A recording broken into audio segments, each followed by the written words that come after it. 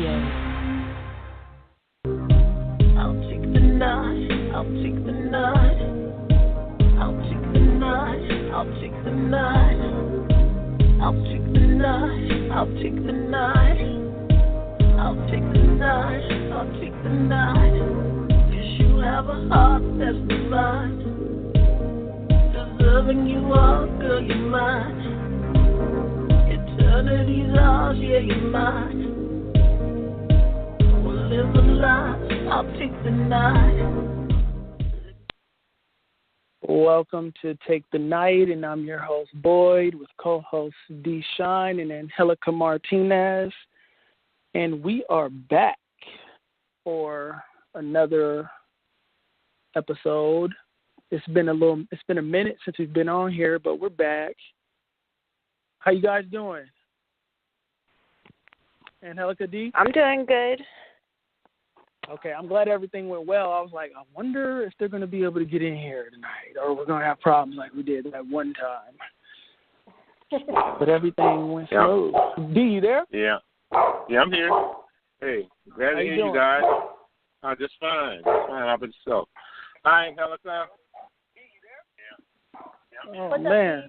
Hold on for a sec. I got some feedback. Okay, I'm back. That was on my computer. So yeah, we're back. And the title for tonight's show is You're Bewitched, Humble Killed Your Mojo. And I'll explain that a little later on. But I want to start with, like, some current events and stuff like that. And we have dealt with, like, this full moon. And I know for me, I've had plenty of opportunities to go outside of my better self and get sucked into drama, and that's right on time in this time period that we're in right now.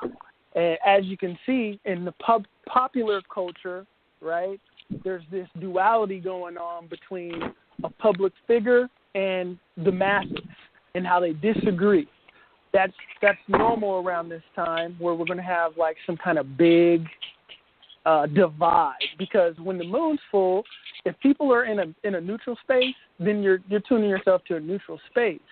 So there's always going to be drama around this time, and those that know how to work with energy at this point in time know that people are dealing with a lot of energy. So you can siphon that energy through creating dramas without being too specific. You guys who are tuned into what's going on, I saw something about it in the popular culture. You'll know exactly what I'm talking about. It's no coincidence that that's happening around this time. And, you know, it puts you back, if you get sucked into that whole dualistic mind, it tunes you to this them versus you, me versus them kind of mind state, which isn't productive in any capacity. It just continues this perpetual divide and opinions that never will see eye to eye, and ultimately is where war roots from, if you think about it. Because, you know, hey, I don't agree with what you say over there, so I don't like you, blah, blah, blah. But it's really a waste of time, because nobody down here is ever going to agree.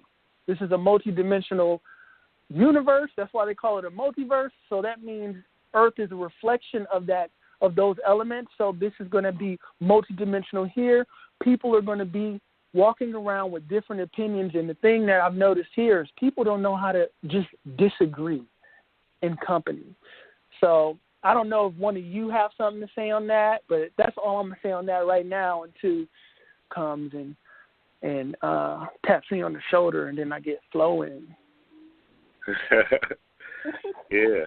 I like to add to that. You know, I observing the full moon effect is quite interesting, to say the least. You know, how if you're not really aware, and you can see how it affects people.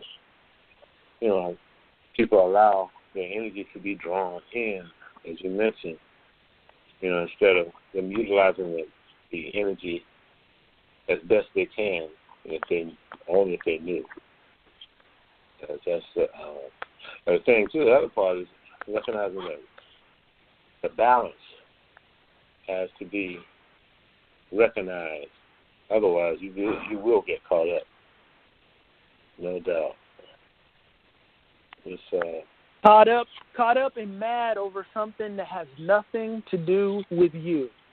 That's the thing that, and probably ending up drained because you put so much energy into defending a perspective, your perspective, that's based on something that really doesn't affect you personally. But even if it does kind of affect you personally, there's a way to have it on your radar, but keep it at a distance to where it doesn't drain you and create stress and boggle up the mind, right?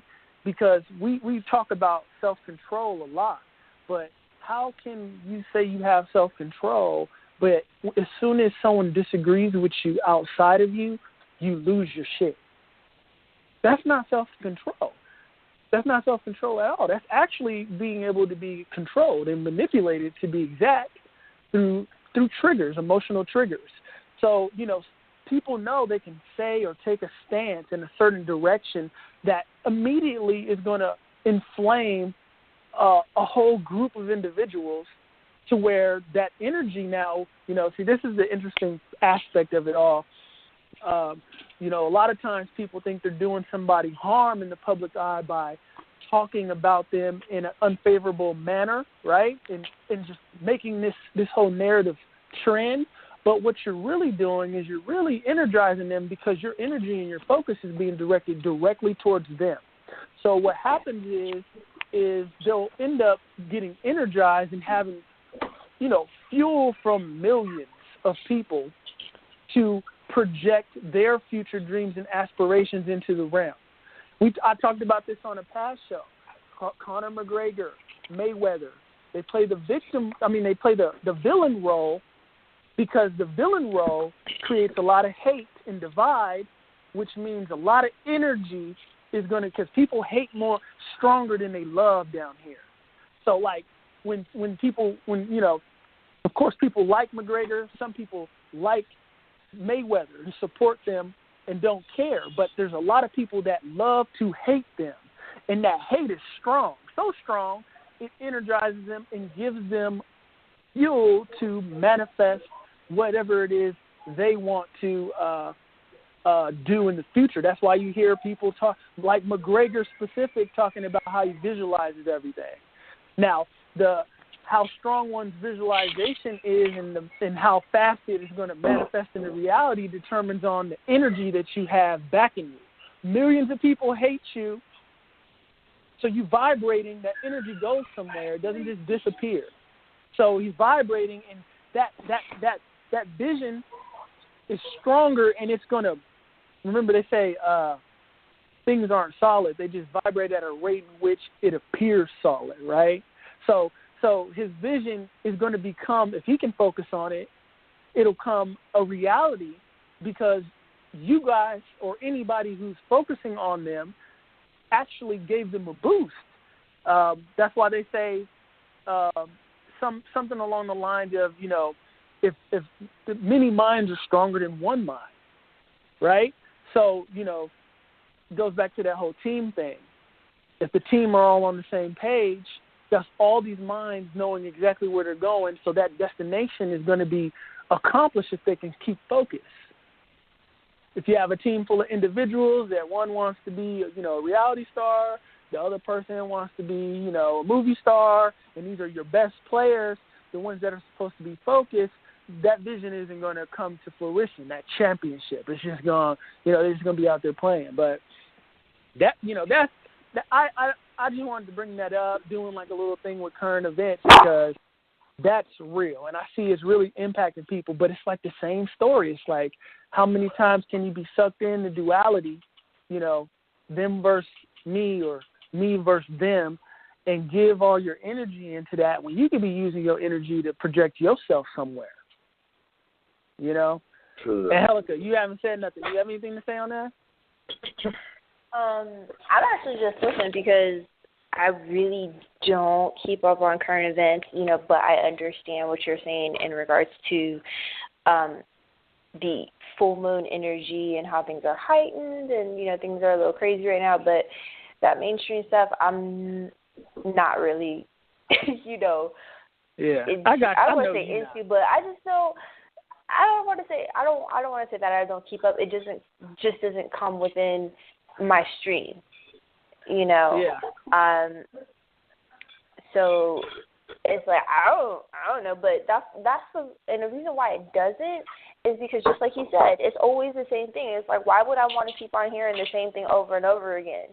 It's like, no, I'll pass. Exactly. And you tune yourself to drama. Like, you know, sometimes these differences in opinions can cause risk in the household, right? Based off of individuals speaking that will never step foot in your household. And that makes no sense, right? Because not only do you not have self-control, but you have an external entity or entities that are now causing a rift inside of your household, your real life, just based off of a difference of opinion. And that shit is whack and crazy. It's like, you know, and around this time, it's tuning you. Like, you should be reaping the benefits of, you know, your focus at this point, feeling more in tune with whatever it is you feel about yourself and seeing, you know, some of those things you've been working towards showing up around you.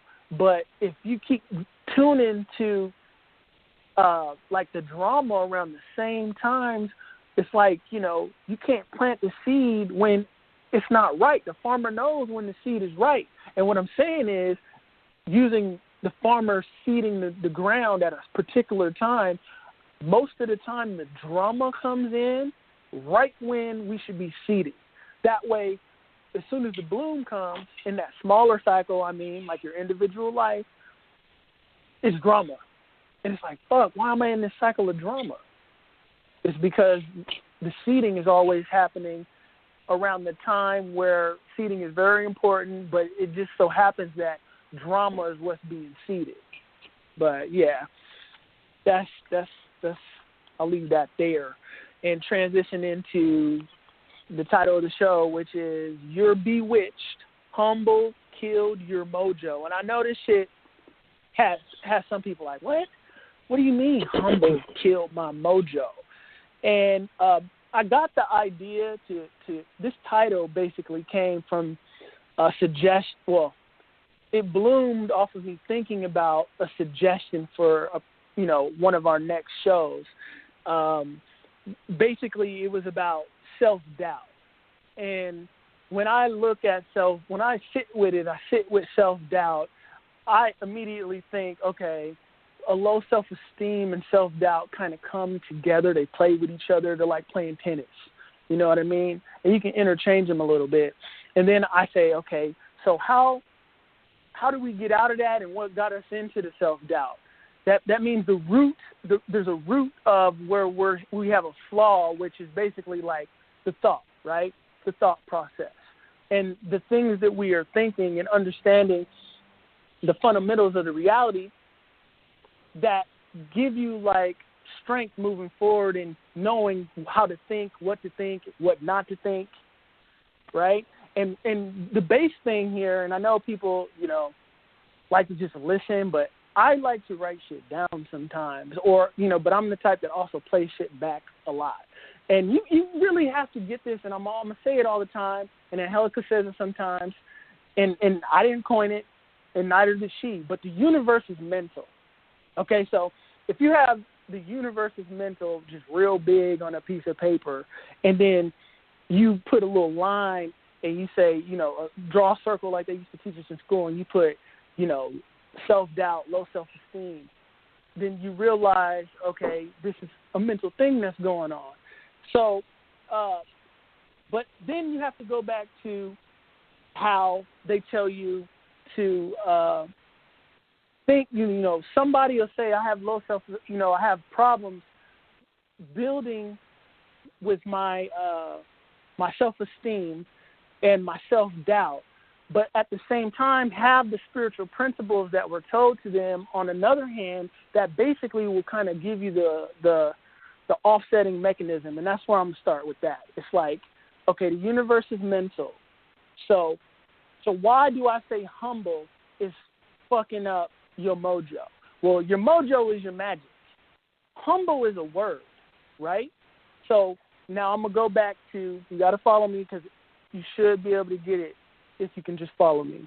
I'm going to go to grammar, okay? Humble's a word, which falls within grammar, right?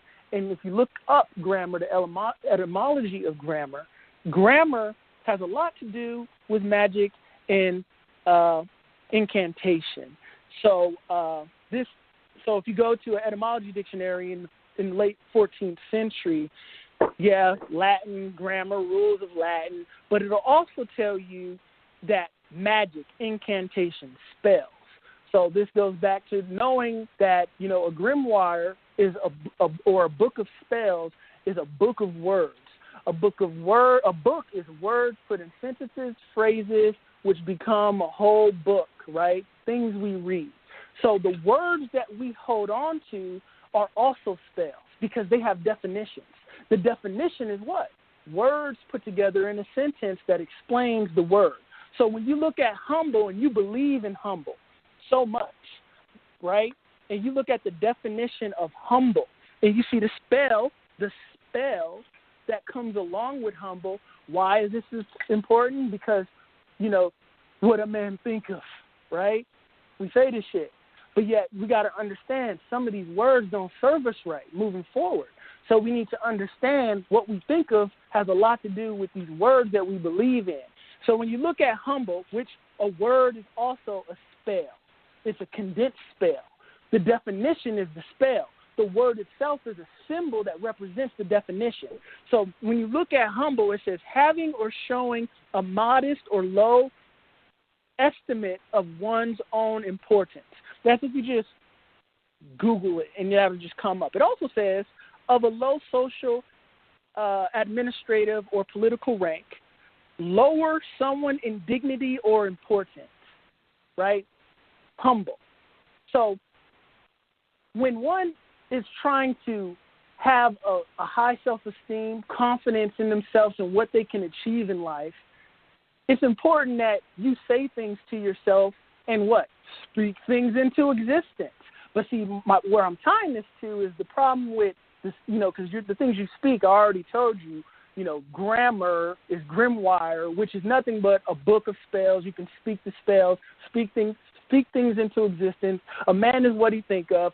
So this ties back to you not thinking highly of yourself because you're so busy. It's defined in this realm that I know what people mean when they say humble, but what it means to most nowadays is like, I'm not going to say anything good about myself, anything that, people may take offense to because I want to project being humble just so I don't get attacked and looked at in the wrong way. But see how that puts out mixed symbols to you manifestors out there when you're saying, I don't want to seem like I'm not humble, but yet read in these books where they say, speak it into existence, love yourself.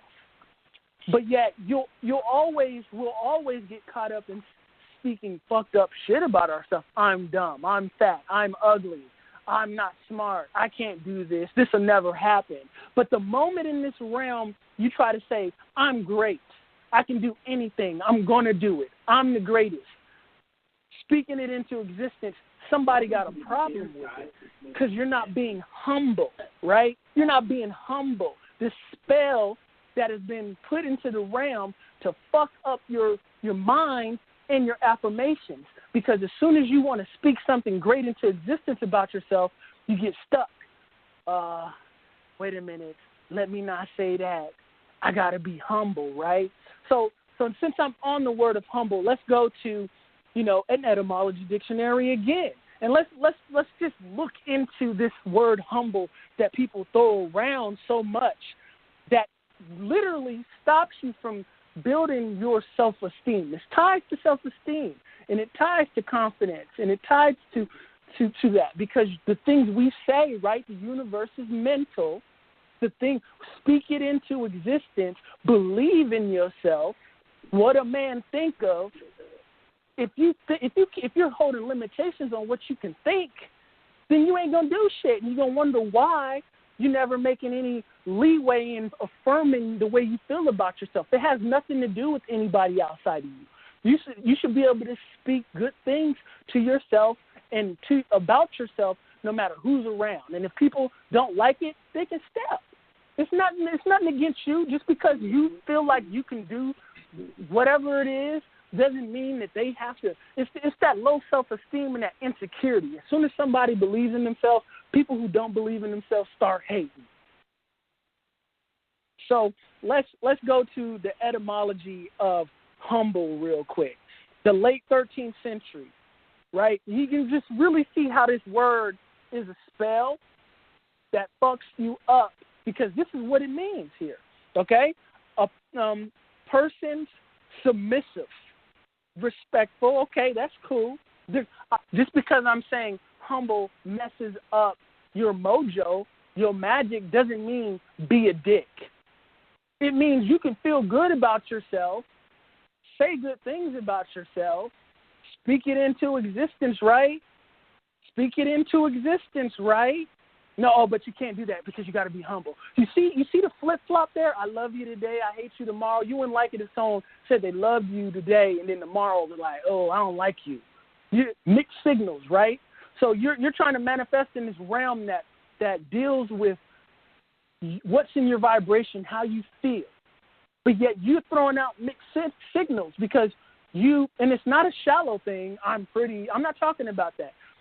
When I'm speaking about this shit, I'm talking about from substance, from a place of substance is where it should always start.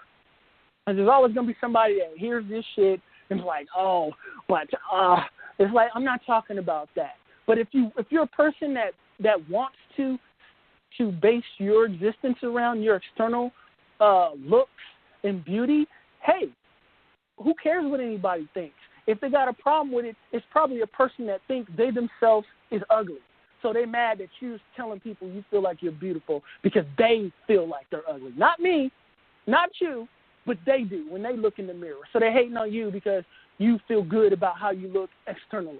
And this is that fucked up, mind games kind of thing in this realm that you got to guard yourself and ward yourself away from, is these people that try to place spells of thought on you, tell you how to think. And these words are the same way. Okay, so back to humble because I digress.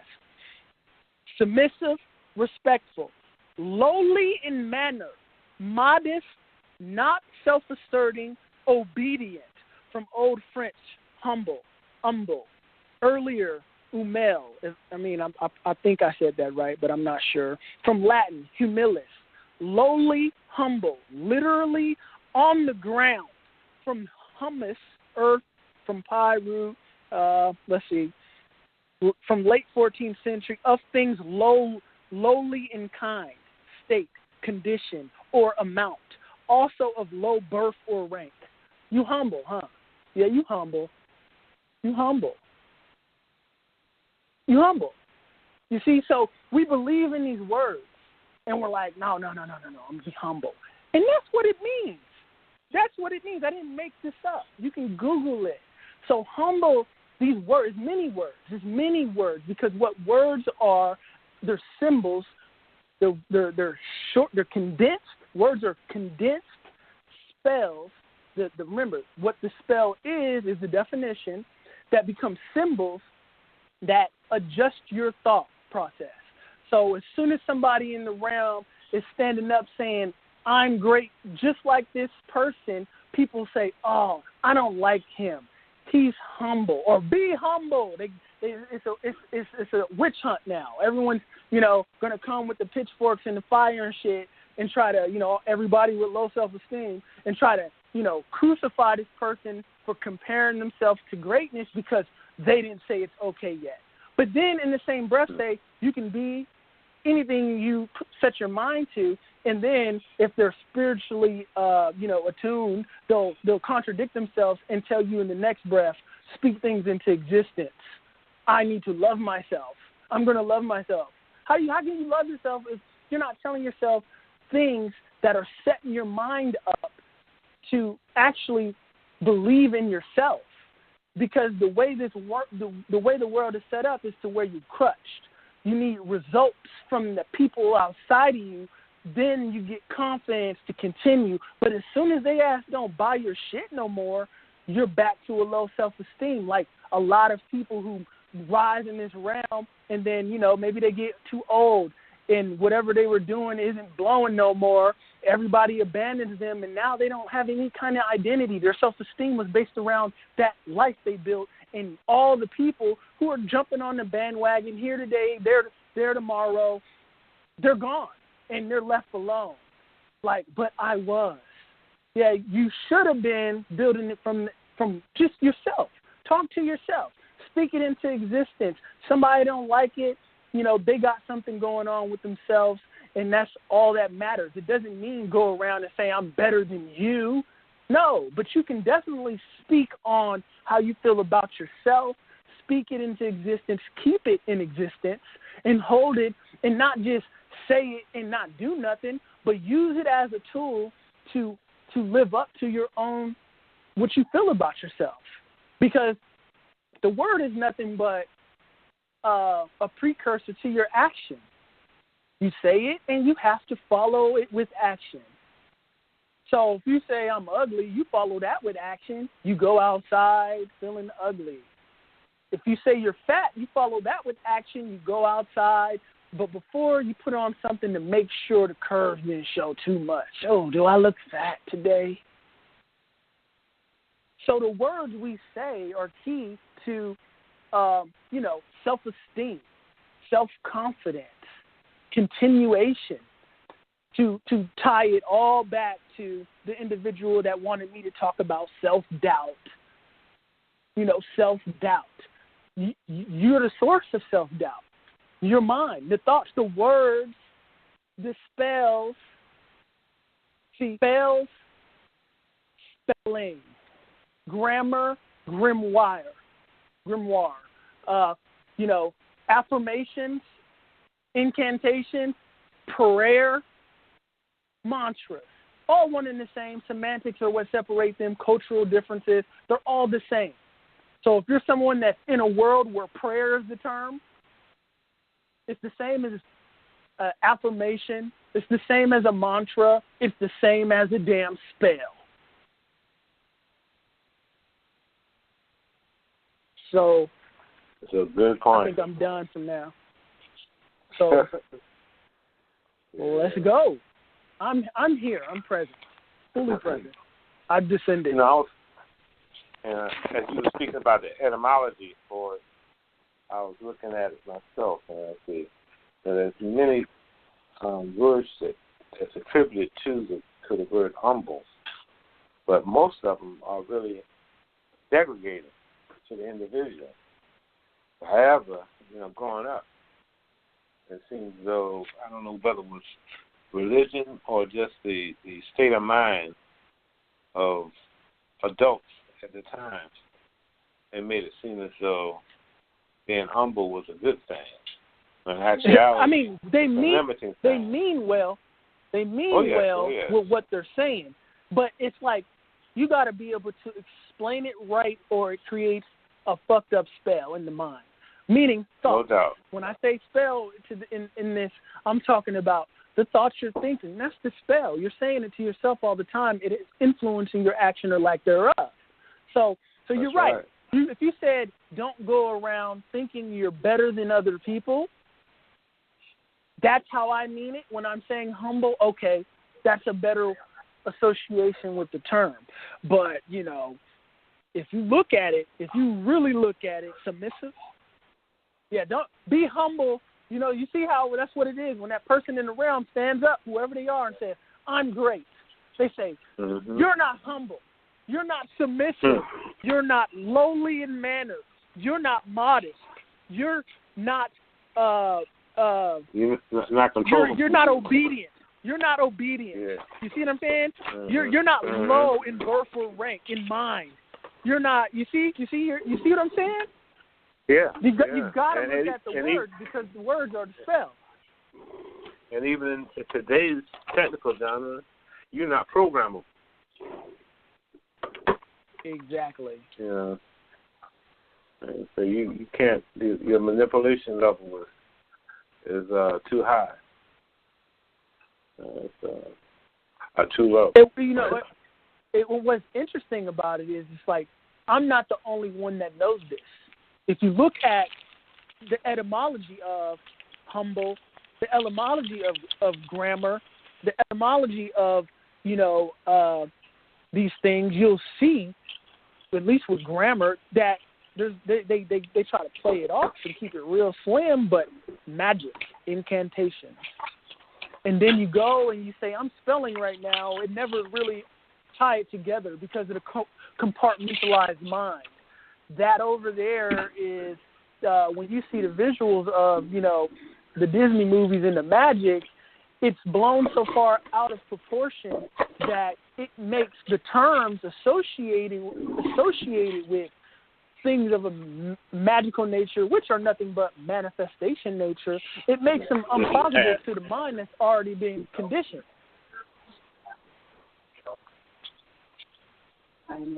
Angelica?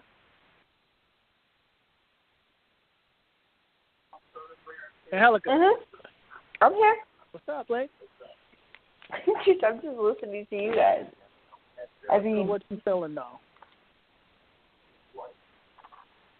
I feel that you give power to the word by your own definition of it. So it's like, just like you were saying, if you feel like it's associated with proud, that's how you're going to take in that energy. If you associate it with being submissive or lowly or, giving power to somebody else and not being proud of yourself, that's what you take. So it really is very much your own personal perception of the word and how you take it. And just like you said, it's like you put action to that. I mean, you can still be very respectful of somebody, but still be proud of yourself. Because you don't feel better than somebody else. Mm-hmm. So in regards to giving words power, it really is, your perception, your definition, and your understanding of the word. And the only way that you can give it power is doing the research of the word. I guarantee you that, maybe 80% of the people didn't know all the different definitions of humble. Exactly, because they have what they associate with it. But even like somebody who has like the like if you just pay attention, because when I'm speaking like holistically on the word, right? Like when you see people up in arms about an individual that's confident about themselves, one of the most common words they'll use is they're not humble. So you see, whether they know it or not, it's associated with a person. It's associated with not being submissive, lowly in manner, which is lowly in mind. They think highly of themselves. What the fuck is wrong with that?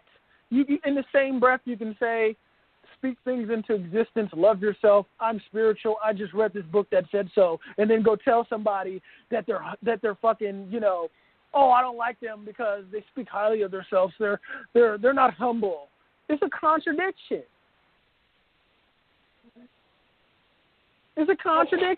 When the reason why in the beginning was the word, right? However you take it. If you take in the beginning was the word as the prayer, or let's say as the whole book and the pages in them, they're words. The words put together. So it's and if you believe it, then it comes on as a spell, no matter what book it is. But it's also the vibration, right? Before there were words, there were vibrations. So in the beginning, it's more likely that it was more of a tone, and tone became words, right? So it's a vibration of how you feel when you're speaking. So even if you're just saying shit that sounds good, if you don't believe it, it don't have the tone behind it that's going to resonate in the realm. Because the reason why they say speak it into existence is because the realm gives you back how you feel. And how most people feel, they speak. So if you read like Neville Goddard, he'll focus on the feeling. He pieces it together. Like, you gotta feel it. You gotta feel it. Because it's the realm is on feeling. Words don't really mean anything. It's feeling. How do you feel? You feel low in manner, everything around you and things that happen to you match that. So that's why I was, I get it. I get how you're using humble, but I was really just using that as an example as to there's many words. There's many words that we are speaking on ourselves that are causing us not to make the forward steps that we want to make.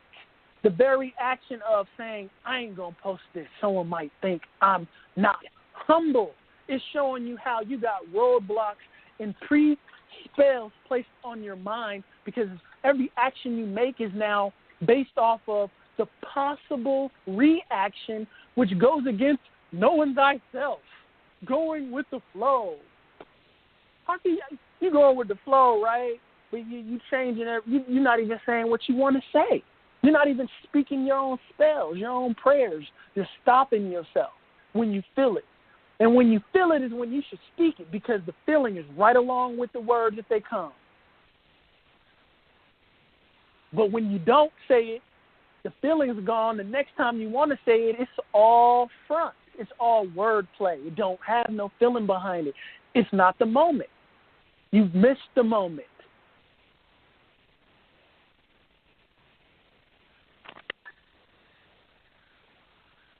But yeah.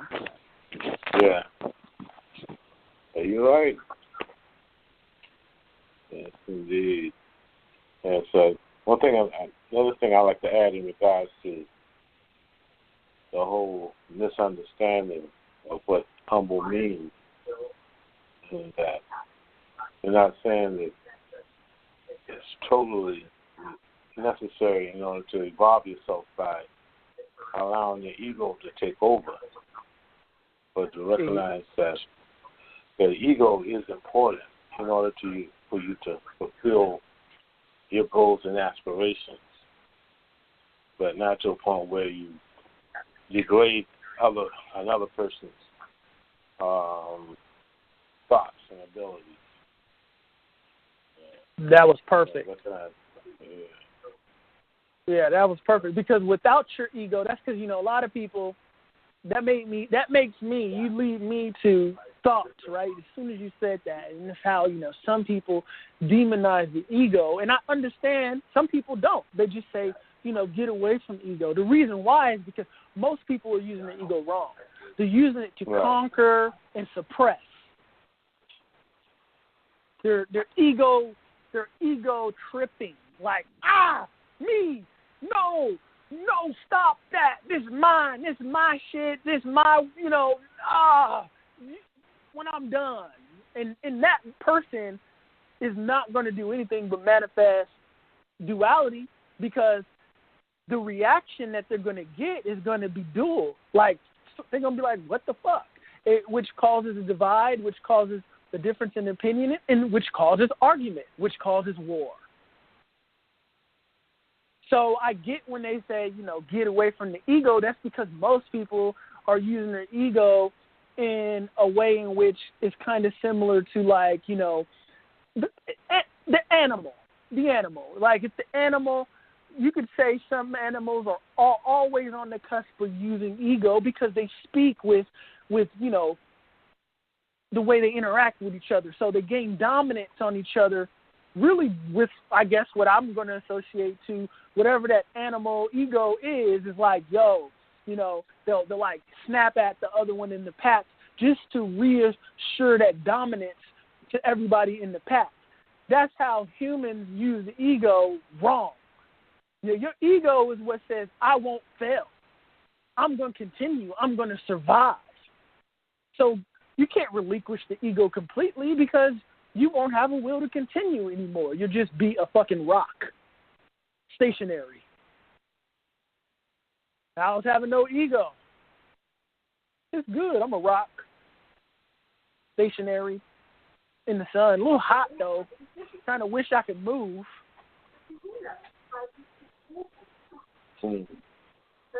But you're right, D. The ego is important, and it does tie to that. But it's like you got to know how to balance. That's why on past shows, I'll say to myself, and I'll say to people, I feel like I feel like I need to balance my ego right now because the reality of what I know I am, how I feel about myself, is ringing so true to me in my vibration right now.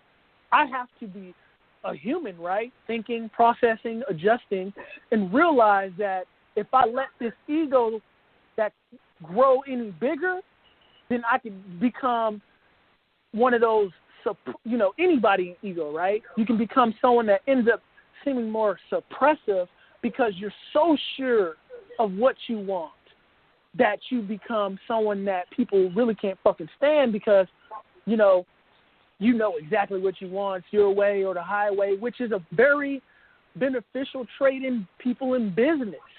But most of those people aren't liked by those that work for them, which kind of tends to be, depending on the realm, when it comes to business, a big part of one's rise or lack thereof rise, that ego, because the ego in the business world is simply on an animal level.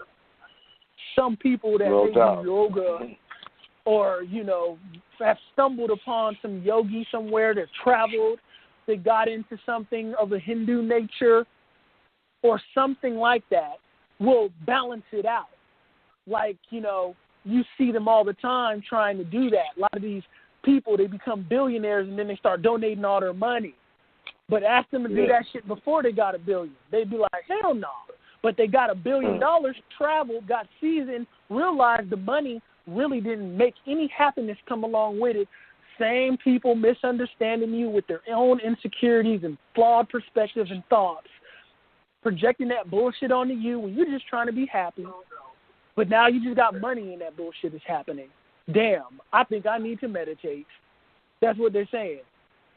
They get grounded by realizing money wasn't really going to ever bring them happiness. Yes, indeed. Excellent point, boy.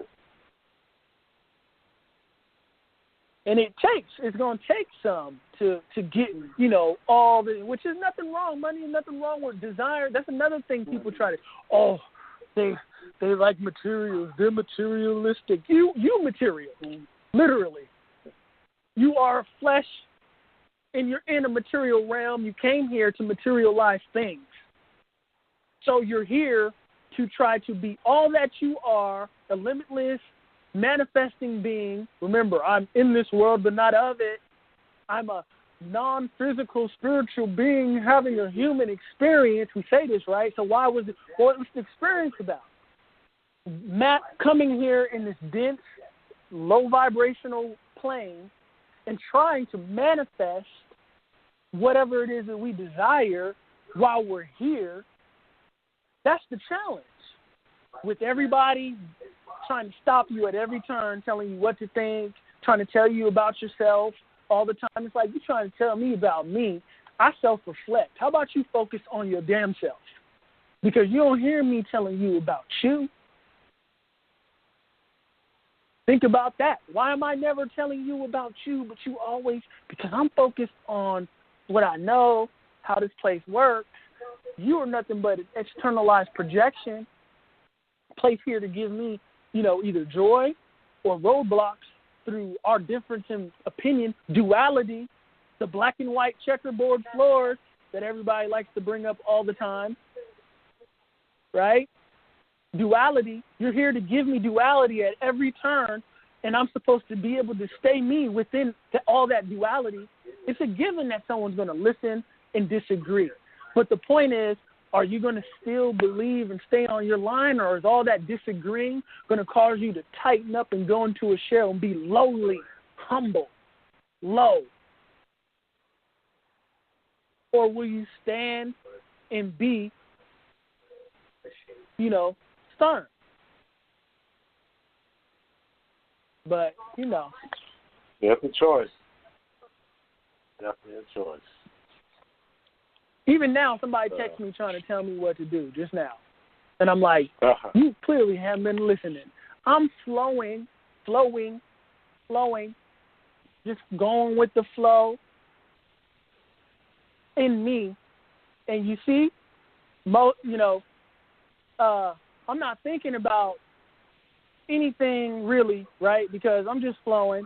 And somebody texts me and affirms exactly what I'm talking about based off of their perception, right? And then, what is that going to do? Is that going to stop me from being in my flow? The very thing that gives me the confidence to sit up here on this thing and speak my thoughts, knowing that, y'all up here, y'all may disagree, but that thing that moves me, that spirit that's with me, is the same thing that allows me to stand and be who I am in a world that always tries to get you to conform to whatever it is they feel is acceptable that makes them feel comfortable. Oh, you feel comfortable? I'm not here to make you feel comfortable unless you feel comfortable with what I project out. So if you don't feel comfortable, that means you should bounce. It's simple. It ain't no beef. It's just simple. Out of mind, out of sight. Out of mind, out of sight. Out of sight, out of mind. Because people miss the message. The thing that moves you to stand and be thoughtless in a sense to where you're not contradicting and you don't have self-doubt, insecurity with where your current movement is, the current spirit, is the same thing that's going to allow you to put out whatever it is you do, knowing that somebody's not going to like it, knowing that somebody's going to comment on it and say, that shit is trash. But you are more, and I'm not talking about the person that texted me at this point, but most people that are dealing with fluctuating within insecurity and self-doubt, as soon as somebody says that's trash, they're just done. It's going to take them a month to put another motherfucking thing out because that shit just got in their head. Trash, a spell in itself, a symbol. Damn, they trash, immediately your mind associates whatever the spell is to trash, whatever that symbol trash means, your mind immediately, because it's a computer, associates it to a definition, your definition, and then that's going to give you a feeling, either good or bad. That's going to, and then from that moment on, you'll adjust accordingly. More times than none, it'll be a suppression of your aura, of your energy. You're going to shrink because they called you trash. The spell worked. You know how many people were trash, called trash, many times over, and then end up being somebody that you now think is so great? Where are them people that called them trash? You don't think they're great. So the point is to see that it really has nothing to do with anybody else thinks, because the universe is mental. Like, it's key that you write that shit down, because it means exactly what it says. It means what you believe in your mind offsets whatever it is anyone else thinks in your world. Now, of course, you add, don't be a dick to that. I think that would be obvious. I shouldn't have to, draw that conclusion. But for someone that might need to have that tie there, they might think, the universe is mental. What you think offsets what anyone else thinks means I'm going to be King Kong and just fuck up everybody's shit. That's not what I'm saying. I'm saying exactly what I'm saying. Don't take anything extra from it. But, you see I'm real live. I told you I'm here, so y'all going to have to jump in because this nigga is present. This is the spirit. Hey. They think I'll be playing. I'm not playing. Let it flow. Let it flow. But anyways, I always love y'all perspectives. But even when, y'all get on your flows, it's like, get on the flow. It's like people should be able to just flow. And it's like when Michael Jordan is like on fire, or LeBron James, right, is on fire, his teammates is over there mad. No, they ain't mad. Only somebody that ain't even gonna be in the damn NBA gonna be standing somewhere mad at home. At home. What's the difference between Kobe and you? He believed in himself. What's the difference between LeBron and you? He believes in himself. LeBron may manage perception better than Kobe did, meaning being more conscious of how people think, meaning, you know, there's certain triggers that are going to cause someone to get into their feelings and call them a ball hog or some shit like that. There's really no difference in the points that Kobe scores and LeBron scores, but one is called a ball hog, the other one isn't. Right. Others call it ultimate team player. Exactly. It's like he's on fire. Let him flow. Exactly. The difference, I think, the main difference is that Jordan, well, I say Kobe, for instance, it appears as though he took it upon himself and said, "I'm going to win the game." But with LeBron, he tries to bring other people involved into the, you know, in other words, he tries to make other people better. Yeah, he's bringing in, he's sharing the wealth. Yeah, sharing. Yeah, no doubt. And that's admirable. That's the way it should be. You know? Yeah, you're right. Everybody has their gifts. And I believe Kobe behind the scenes was kind of like pompous and like he kind of rubbed people the wrong way in what he would say, but he wanted to win in it all. And that's the difference of evolution of the spirit, like how you manage other people. Some people shouldn't be generals or teachers or managers because they don't know how to communicate with those around them differently, right? Yeah, exactly. And that's, you know, that's the thing. Like Jordan was just as tough on people behind the scenes as Kobe was. It's just it got out more with Kobe. Uh-huh. But if you do research, you'll see that he was kind of the same way. The same way. But I'm just trying to. I only brought them up because it's like people will say shit like they be caught up in like basic arguments, right? Where they're waiting to talk, they're waiting to speak.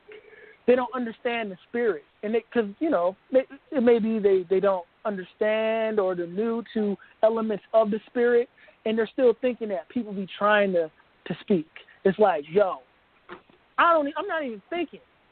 So it's not like I'm trying to speak what's coming out of my mouth. I'm literally shit's just coming out of my mouth. The spirit has control over me right now. If you play it back in the beginning, there was a different person here. There was a different person here in the very beginning of the show. This is what it looks like when my spirit shows up. You know what I'm saying? That's all I'm saying. Because someone texts me regarding, like, shit's like, look, I'm flowing. I'm flowing.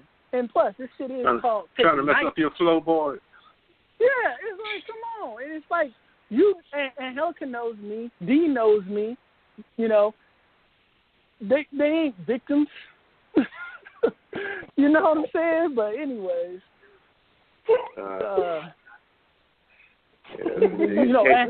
many shows Angelica get in her flow, and it's like, let it go. Let her go. Let it go. It's like, this is what it is. Yeah, that's where it's supposed to go. With the flow. Yeah. Flow is let it go. But if you're listening somewhere at some, streaming, and eventually we'll open up the lines, right? And that's when anyone can either add or ask a question. You don't have to ask a question if you got something to add, regarding your perspective, your methods, and regarding, holding your self-esteem. Because ultimately I used humble, and I used humble as an example of a spell, which is a thought, something repetitively thoughts about that becomes you, basically. You stuck because you're like, I don't want to say that. Because these different spells, which are words, prayers, whatever you want to use, stop you. I used humble to show you how to reverse self-doubt and low self-esteem, because you love it and it feels good when that person you desire says you're pretty, or when a stranger says it, you're beautiful, you're a good person. Why can't you tell yourself these things and speak these things yourself? And that ties back to when you love yourself, someone will show up and love you. It's a magical term. It's based in vibration. When your vibration exudes love for oneself, people will show up and love you.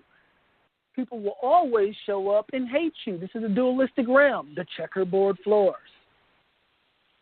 Yeah. There's never going to be one set mind down here. How do I know? Because the universe is what they now refer to as a multiverse, meaning multiple universes coexisting in one space, right? And they say it's like infinite. And as above, so below. Meaning the laws in math and elements, minerals, whatever that exists on that periodic table below here on Earth exists above, up there, outside in this multiverse. And that means the mechanics and the laws that govern above the multiverse are governing this Earth too. As above, so below. So it's a waste of time, tying back to the beginning, of me or you getting involved in some fight with difference in agreement. It's supposed to happen. If everyone agreed, there wouldn't be any innovation. If Steve Jobs listened to those people that said nobody wants a home computer, you wouldn't have a phone that you're holding all the time. On Instagram, on Snapchat, on Facebook, on Twitter. So there had to be a disagreement in that whole moment to create and manifest this phone you holding, your computer. There will always be disagreements down here. And innovations will be made on both sides. The person that has at one point will go off and make something, and then the person that disagreed to go off and make something. There's no point in getting stuck, pulled in a direction. How do I know? You can go back to anything you see in India, how they show you the three-headed beings. That's showing you left, right, neutral. Mastering duality, saying the neutral point. The Vesica Pisces. Your MasterCard logo. In other words, some people call it organized chaos, the whole multiverse. Yep. Yes, and it's order out of chaos, too, is what it's referred to. Yeah. It has to be. Because, it's just, I ran across this one analogy, and most people probably can recognize in that. If you are a potter, a pot maker, rather, who's making, that's their craft. So they have a mass of clay. It's wet, and it's just clay, a chunk of clay. But as they put their handwork in manipulating the clay, you can see it become a vessel of some sort, whether it's a bowl or a vase or a figurine. But that clay, that clump of clay, represents the chaotic aspect of the beginning process, and as it's being shaped, it's becoming ordered. In order to become something that can be recognizable, and that's what I'm realizing more and more. Life is all about.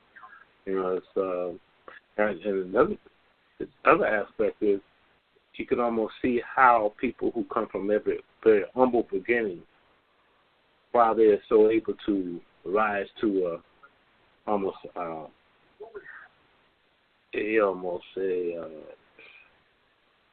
point where people say, "How can he do this? How can she do this?"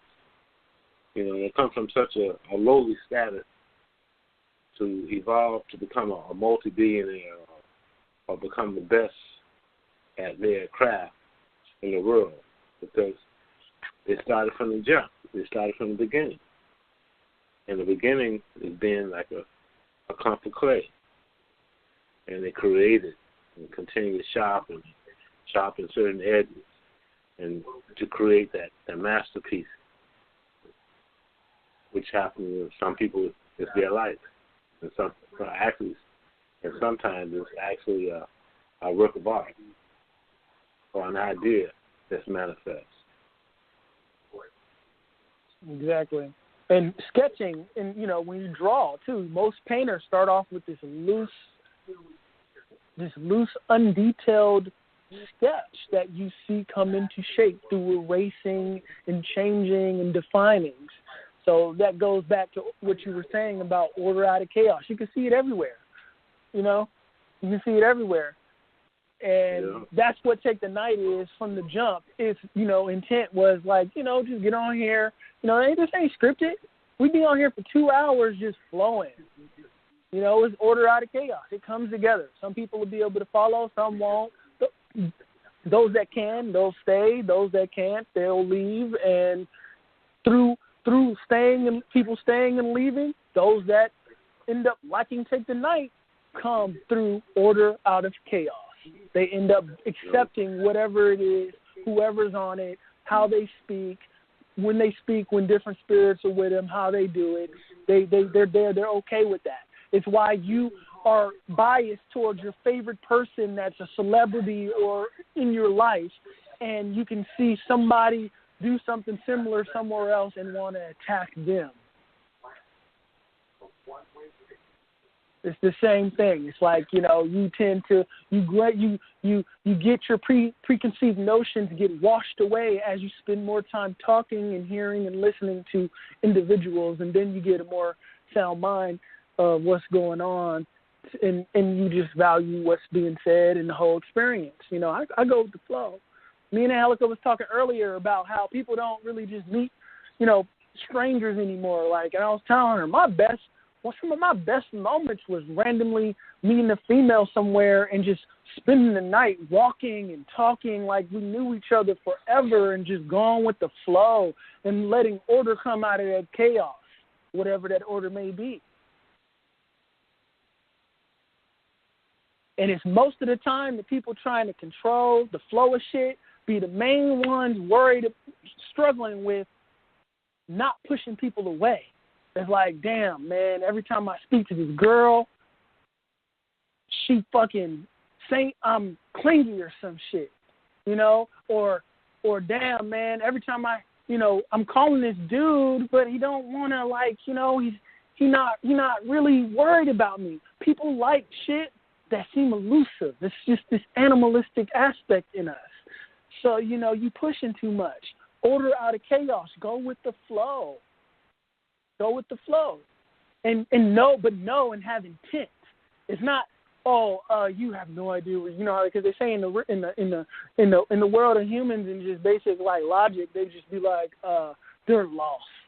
They have no idea where they're going. There's a difference between just being like, I'm just going to sit here like a brick, and having intent and really knowing where you're going, but going with the flow. Going with the flow. Trusting and believing, right? Let go and trust God. No, most people, I'm going to let go and then tell God how to talk. I don't like how you're talking. Actually, let somebody else talk. And then in the same breath be like, I'm a goddess. I'm a god. Get the fuck out of here. That's the problem right there. It's the contradictions. You got to be all in. That's why they say you can't serve two masters. It's talking about mind. Do you love yourself or do you hate yourself? Do you believe in yourself or do you not believe in yourself? And it's all a choice. And that's one thing, and that's one thing I don't like too. It's like, it's either love me or don't love me. Don't be wishy-washy with me. Don't be wishy-washy. Don't talk highly of me and then turn around when you're mad and say some weird shit. Because I'm not like that. So I don't like that. That's weird to me. It shows me that, one, you can't be trusted. Two, your mind is so in a humble place. And I mean the definition in the etymology when I say it. A humble place, a lowly place, right? To where at any given moment, you can flip-flop on what you believe about somebody, no matter what they've done for you up to that point. That's weird. And those are the people that you can't trust in life, because the moment they're in their feelings and feeling down, they start looking at you as a villain because they hating. That's what they call hating. That's right. And they love you, so they hate you. They hate to love you, right? It all ties together. But it all comes back to them. They hate themselves. Exactly. And and what happens in this, and it's not people's fault too. This whole thing with low self-esteem, it's how the world is conditioned. Like if you have your own thoughts real young, people are telling you out the womb to think and do like them. Don't run in the house. Like you come through this limitless ball of energy that just come into this dense-ass physical world. You used to manifesting and doing whatever you want because energy doesn't die. It just changes shape, so your ass wasn't just alive when you came through the birth canal. So you running around in the house and they like, stagnant, old humans, and I mean this exactly expressly. Older people have less energy. They slow down, meaning the vibration turns slow. They start to calcify. They start to not like movement, meaning you can't teach an old dog new tricks, meaning they don't like to see nobody running around them either. So they're like, I got to control this energy right here. Stop running in the house. Yeah. And then in the same breath, you can do anything you put your mind to. You see the flip-flop?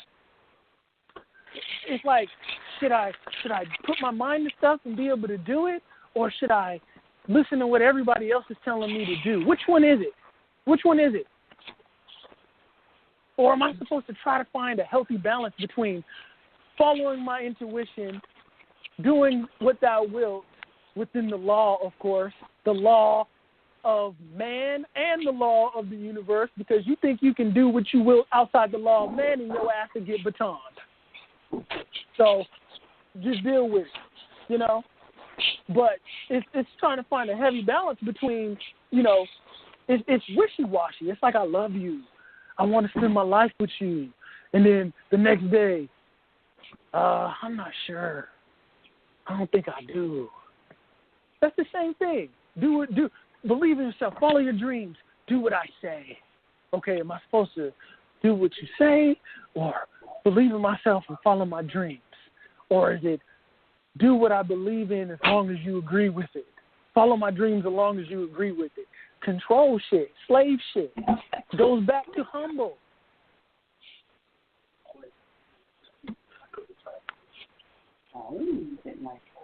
It's like the world heard people used to own slaves, so they subconsciously strive to have slaves of their own. They don't have no property. They can't buy slaves no more, so they trying to control you. Don't do that.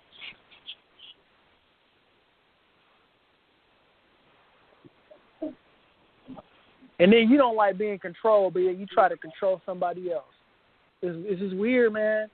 And that's why we find ourselves in these manifestation loops where it's not too different than what it was last year. In every way.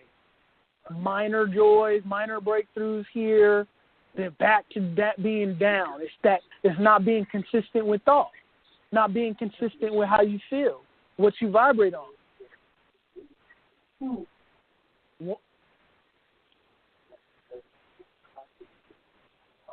Angelica, I need you. Where you at? Dude, I'm here. You scare me. Normally, you be going, and nobody has to call your name. You see, I'm so present that I'm gonna call you out. You seen that shit? Well, that's what happens with you get into your flow. I just let you go. I'm just sitting here listening. Yeah, but give the people who have gender bias, baggage from not males not listening to them, people not listening to them, family not listening to them, feeling like the perspective wasn't valued, right? That's why you need to jump in, because that person ain't they're not able to follow because of their own baggage. So they need you to jump in so you can either agree, disagree, or co-sign or whatever, because that's how this world works, right? You can, that's a bunch of bullshit. But it's necessary. I understand, but it's not necessary because it's like people, it's all about choice. People make their own choices. They choose to listen. They choose to make the information. They choose to, live their own lives. If they make the choice to let the baggage, keep them, that's their choice, and therefore they keep on repeating the same things over and over again. It is not until you make the choice to change, to do better, to want better, that you start to change your thoughts and your mind and your wants. So it is very, very important to really dig deep within yourself and find out what is holding you back. What is it that keeps on bringing to the forefront you're not good enough? You're not pretty enough. You're not, in shape enough. Mm-hmm. It's like, you have to figure that out, and you have to destroy that for yourself by being that positive influence to yourself, by telling yourself you are good enough, you're beautiful. It may not be, this society standards, but it's like, who cares? Everybody has their own perspective. Everybody has their own definition of what they find beautiful and what they find attractive. And it is only until that you really dig deep into yourself to find your own beauty and what you find attractive in yourself that you can put that out into the world. But people are so really caught up in what everybody else is telling them how they should be, how society is telling them, what the TV is telling them, what radio, what social media is telling them how they should be, that they get lost. They forget, who they really are. And that's what this, spiritual journey is really about. It's about finding who you are. Like Boyd says, like, we're a spiritual being, having a human experience. It's like we are material in this world, so there are things that we have to understand. There are things that we have to kind of go back into ourselves and remind ourselves, like, this is just, temporary. Everything that is going on is just a reflection of what is going on inside of me. So if something isn't right outside of myself or in my world, in my reality, then what is it inside of me that isn't flowing correctly? And a lot of the times people don't want to do that. They're so quick to point out everybody else, and it is really powerful. Like, this whole topic is about words, how you speak to yourself, what you say to other people about yourself. Not only that, but, the manifestation of those words, which is action. That's all it really is. That's why people say actions speak louder than words. It's because, actions are a manifestation of your thoughts, of your feelings, of your emotions. That's why, people who create art or create things, it's a very, very powerful process. And when Boyd and I were talking earlier about this whole idea about somebody who is spiritual needs to be without something, or, they need to not have these ideas of, manifesting material things. It's like, well, how are you going to make an effect on the world if you don't manifest something in reality? If I want to make a change, I literally have to make it happen. If I say, I want to be able to, affect my community, that means I have to do something physically in this reality to affect the community, which means it's like, okay, if I want to do a community center, that helps kids or helps, troubled, teens, that means I have to raise a certain amount of funds in this reality in order to buy a building, to have that facility or have that space for, you know, these people or these beings or whatever it is that I set out to have a space to do that. So it's like it's not wrong for people to want certain things. You know, it is just about, you know, what is it that these things will provide.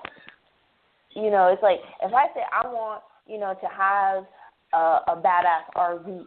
Well, why do I want to have a badass RV? Well, I want to have a badass RV, you know, to travel and see, you know, all these different artists and to experience these things, you know, and to grow into my own craft. It's like, well, there's nothing wrong with that. Well, it just so happens, like, if you want to just put a number on it, let's just say this RV costs like $80,000. Is it wrong of me to say I want $80,000? No, it's not, because it's like if that's my goal, if my goal is to do a certain thing, it comes with a certain exchange. It just so happens that in this reality, we have to deal with this so-called thing called money or material things. And there is nothing wrong with that. It doesn't say that we're a bad person or anything like that to want these things. It is just, you know, what is the intention of us having these things? You know, is it going to benefit or is it going to take away from, you know, the overall effect of everybody in the situation or in the circumference of this thing? And you know what? What's up? You just tied to sacrifice.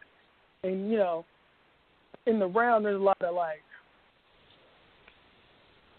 spook on sacrifice. And it's like, yo, like you said, there has to be an exchange.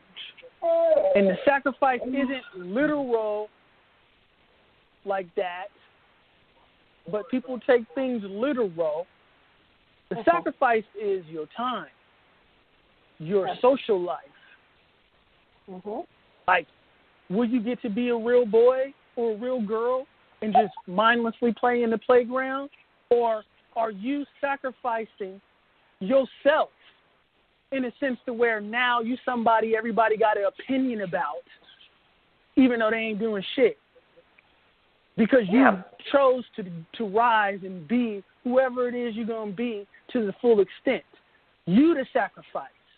And most people don't want to handle seeing that that's the sacrifice, and so they want to put it on some conspiracies all the time. You sacrifice your privacy every day on social media. Sacrifice. Yeah, and the thing is like sacrifice is a giving up of something, you know, and it's like if you're giving your energy, your time, and focus on something, that is, you're sacrificing everything else. It's like, I could give an example. It's like I sacrifice or I make the choice to spend my time, you know, on the weekends when everybody else, you know, who is my age or whatever is going out, having a good time, you know, or whatever, or doing things that a normal person of my age would be doing. I sacrifice that to be in my studies, to work on my craft, to learn about different stones, you know, the effects of different things, the different combinations, you know, to draft out different ideas, you know, on what I want to do. It's like, that is a sacrifice. It's like, who knows what I would be experiencing if I chose to do that? I don't know, but it's like, for me, on my own personal journey, I choose to be here and working on my craft because it is something that I love to do. You know, I know that this is going to help people. I know that it is not only helping people, but it's also helping myself in growing and understanding. So, you know, it's not necessarily, you know, you're sacrificing something. It's about making those choices of benefit. You know, and it's damn sure not a goal. So, no, because people today, they want that quick success. They want, like, if I give something up now, I want the results tomorrow. And it's like, no, it's not going to happen. It's not going to happen. It's like you have to put in the work. You have to be consistent with it. And you have to, you know, know that it's not a sacrifice. You're not giving up. You know, you're not losing anything. You know, you're putting your energy and your focus into something that you know is going to benefit you, your growth, your, you know, overall goal in what you set for yourself. So just like Boy said in regards to the word humble, it's like you have to understand what the word means. You know, if the word sacrifice to you means you're giving up something of importance to you and you're losing out, that's exactly what it's going to be. But a sacrifice means to you you're making a choice to better yourself and lose things that don't suit your growth, then yes, you're sacrificing something that's dead, that's not growing. You're letting that go so that something else can come of it. So it's not, it's like you said, it is really your perspective and your understanding of what the word means that really gives it power. Bravo, because I was about to jump in on the context of sacrifice. Like it is, but it isn't. It's all about perspective, and it can be, is and isn't at the same time. D? Oh, yes. No doubt. So because I was going to add on what Angelica mentioned, but she said it in the end. Said, you know, the sacrifice is not really anything that she's losing, but really she's working on herself. You know, when you're building, you know, creating your creativity or studying to you increase your ability to create, that's nothing but working on yourself. And the kind of person that you want to attract is going to come as a result of the work you're putting in. You know, cause if you just, you know, out hanging out, you know, only thing you're doing is just grafting other people's opinions and actions and thoughts into yourself rather than being a self-creator. You know, doing what's going to be beneficial for your growth and progression, rather. So I was just adding on to what you were saying, and I was not putting words in your mouth, but that's what I see. Yeah. Well, at this moment, I'm going to give out the number again because we're like 30 minutes before we go, 37 minutes to be exact, before we go into the after hour. And already? Once we,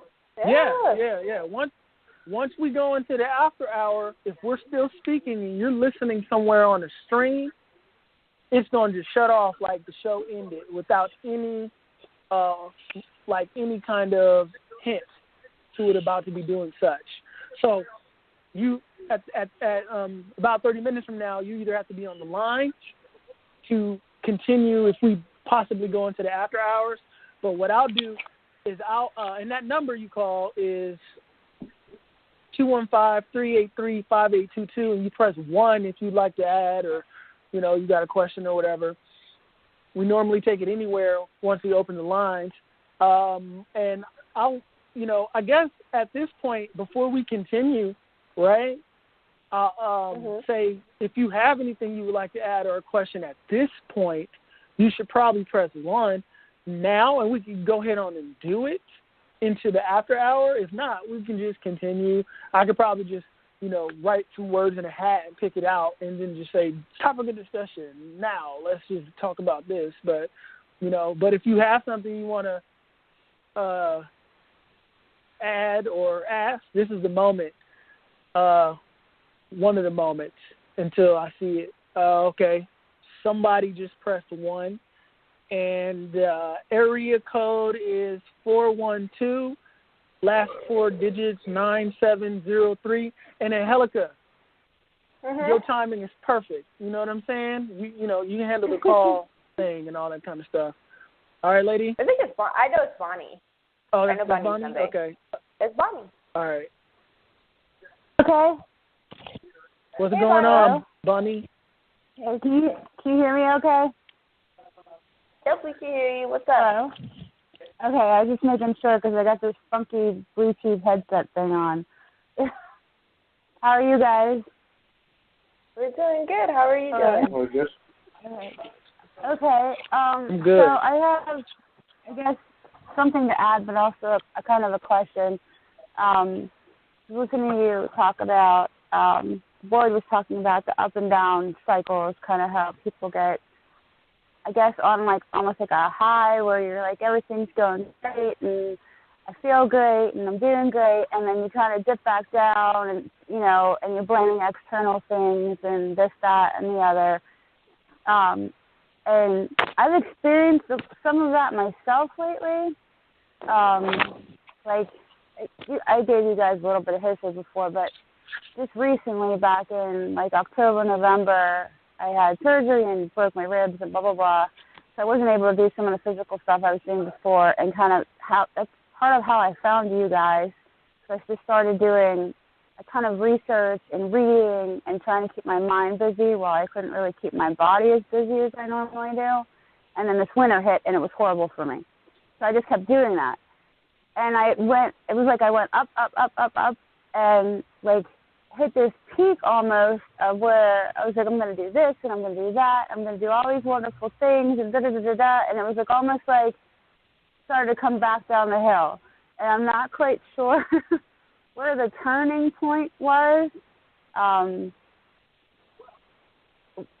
But then a whole bunch of shit just started happening. And when I say shit, I'm talking like my husband lost his job, and it was just all downhill from there. It's just been at least one thing every week. And I'm usually pretty resilient to stuff. It's like, okay, what's this trying to teach me? Where's the positivity in this? I preach positivity everywhere I go. I mean, I'm developing a T-shirt line that's built strictly on positivity. But I feel like almost like an imposter because I can feel like my thoughts going back to, like, why is this happening? You know, like, it's not real bad, and I do have a history of depression, but it doesn't feel like that. It feels almost like these things are out of my control, and I'm trying to figure out almost like, where did I go wrong? Like, I'm trying to stay on the positive affirmation track, yeah. So I'm like, I'm struggling right now. To be honest with you, I am. Hey, Bonnie, I want to tell you a little secret of mine. I'm going to tell you a little secret of mine. And I never read this anywhere, and it took some time for me to word it this way. Somebody may say it somewhere, and they may word it a different way. But you're familiar with a pendulum, right? It's how it swings. I remember growing up, they had these devices that people would have in their homes as decoration, and it just would swing, right? So when you look at that, right? Yeah, when you look at that, right, it shows you physics in a sense to where if too much momentum goes in one direction, what do they say? What goes up, what? Must come down. What goes? Okay, so what goes up must come down. So what I realize is when you hear people talking about the neutral point, right? You'll find this all over the place. Probably YouTube neutral point. I can't think of any books right now that I have that have it in there. But I want to. But the neutral point is your like reference point, 0 point, right? Or non-judgment. But it ties into that. Okay, so when things are going good, you have to normalize. You have to normalize it. Because remember, this realm is reacting to feeling, right? And what goes up must come down. What down rarely ever comes back up. So when things are going great, right, normalize it in a sense to where you don't peak your joy up so high. Like, act like you've been there before, right? Act like remember they tell people, act like you've been there before? Like, act like you've been there before. Like normalize it. Still enjoy it. But there's a way you can enjoy something without setting out like an energy beacon that shows it like so much. But like as things start happening the way you like, you put it out there like, ooh, I like this. But then you just normalize the feeling, like expecting it, like expectation. Expect it to where you're not sending out the beacon of where you're sitting, like you're trying, basically hiding yourself from the realm in a sense to where frequency that's up. Therefore, you never come down. You're just putting out a frequency that is. And it is whatever it is like that you not like. saying, like you don't want to say, like, I can't believe this is happening type of stuff. Does that make sense? Because that's kind of what... Yeah, it's kind of like it's kind of just like if it comes too good to be true. It's just it's just an acceptance of this is good. I can deal with this. It's not like, oh my God, what's happening? This is too good to be true, or I can't believe this. It's just like, okay, I got this. So what Boyd is saying is like you're basically developing that kind of plateau.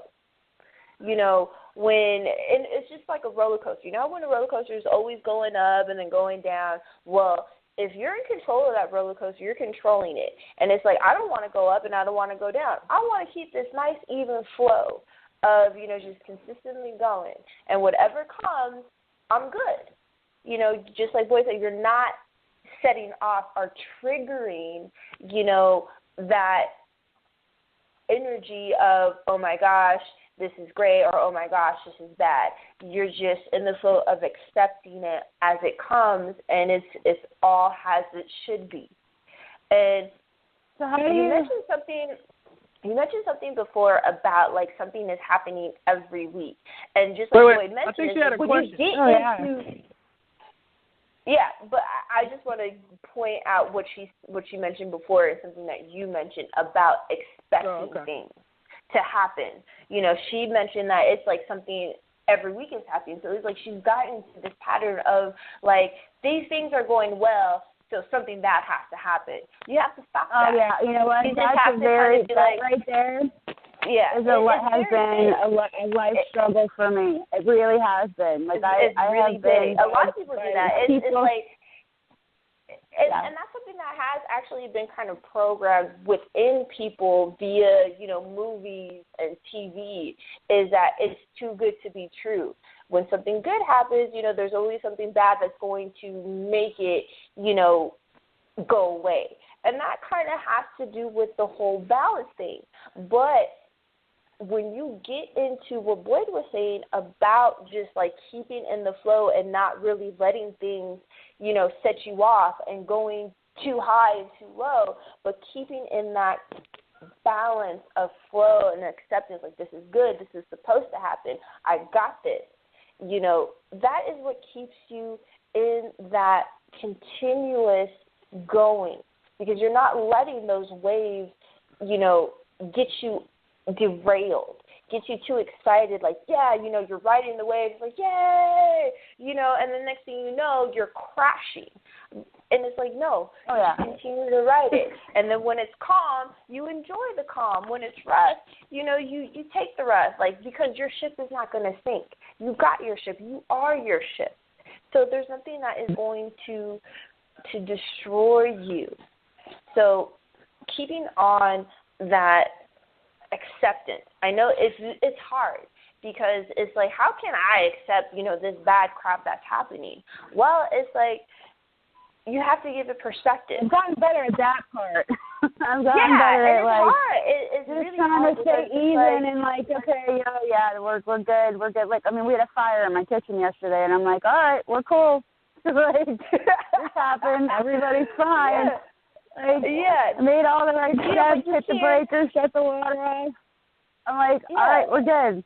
Like, but even in the moment, it's like, oh my gosh, how the hell did this happen? What did I do or what did I not, observe that could have prevented this? And it's those things that, I did that, and I rationalized the whole situation. Yeah. I'm like, well, this happened, and it led to this, and it led to this. Okay, well, that all makes sense. So this is not like, this could have been prevented, but we just didn't. And so, okay, so now we move on. Now we need a new garbage disposal. Like, oh well. But like, and it's crazy in that moment because it's like you want to, and this is what I'm saying is like in that moment you want to place blame. I could have. Well, see, and that's what I was trying to do. Was like I was trying to because I actually didn't have any parts leading up to the fire except for maybe the phone call that I made to the person that fixes all of our stuff. And I was like, okay, so there was some wrong decisions made. Shit happens, accidents happen, everybody's fine. And, like, I wasn't mad. I panicked for a second, obviously, because there's smoke pouring out from one of my things. But, like, it was like, boom, boom, boom. Okay, we're cool. But, like you were saying, I think the high part is what throws me off because I get so damn excited about stuff. It's like, this is working, this is happening. I can't, like you said, you can't believe it.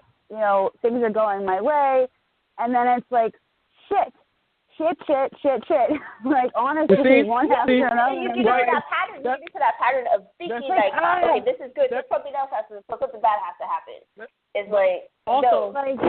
You have, yeah, go ahead, boy. You have to write down somewhere the pendulum swings where you see it all the time. And the key is when you're feeling good, you have to become, here's the term, nonchalant, maybe. Like as an athlete, right? Dee can attest to this. You get to this point as an athlete. I used to be an athlete, Bonnie. I played football. I was and it gets to a point where you don't even think about, well, at least with me, like having a bad game. You expect it to be I played soccer. as good as the last one, or better. If not, you're thinking more. You're like, it's going to be better. But you're never like still thinking about your past game. You get it like you may have some key points, but in terms of like, you make it normal. It's like, I'm going to do this all the time. Like, there's no, I'm happy, but at least with me, it's like, and I wasn't like some guy who played and didn't really have no success. Like, I was a Division I prospect and all that kind of shit. Not to just blow my own horn, even though I kind of am, but at the same time, I only did it to give you an example of speaking empirically and not just like talking about some shit, But it got to a point where I was performing at my highest level, where it was just like I didn't even think about what I was going to do the next game. Didn't have any worry, any fluctuation in how I was going to perform. So when it comes to life, when you get something good come to you say to yourself, that's what I'm talking about. And you just let it go and enjoy that motherfucker. Don't spend too much time. Don't be telling everybody, oh my gosh, such and such. Because what you do is you build this thing up, and it has to climax. The law of climax. The sexual union, right? You built this thing up. It's everywhere. The pendulum has to swing. So you have to normalize it and relax in it and expect greatness and expect good things, good feelings. And when they come, know you're getting exactly what you like, what you deserve, what you knew you manifested, or be a little nonchalant about it. You can still have a good time. You can still enjoy and have a good time with somebody and not be all in the vibration to the point to where you're creating this big old build-up to a letdown. So how do you balance, this is a question then, how do you balance that with I guess, showing or expressing an appropriate amount of gratitude? Does that make sense? I mean, gratitude is that initial feeling you get when someone does something that surprises you, that you're, like you're like, oh my gosh, I wasn't expecting flowers, right? Oh, you get this initial vibration that's let out as the gratitude. Gratitude in its rawest form, in the form in which the multiverse communicates with, is that feeling that you feel, not the words that come out your mouth or the actions or the hug. It's the feeling that's projecting all the actions and shit. So you, as soon as you feel the feeling, boom, the gratitude has been felt. You don't have to overcompensate. It's not like, somebody trying to overcompensate and let somebody know something, like with a whole bunch of action, continuing to be like, I gratitude, because another, like, this place is a paradox. Because another thing that happens is too much of your focus freezes things. in one breath, you're supposed to put out intent, focus on what you desire. But if you keep too much focus, you freeze it and you push it away, and that can be shown just by the courting experience for a male or a female today, right? You're courted. I grew up, right? I was talking to Angelica about this earlier.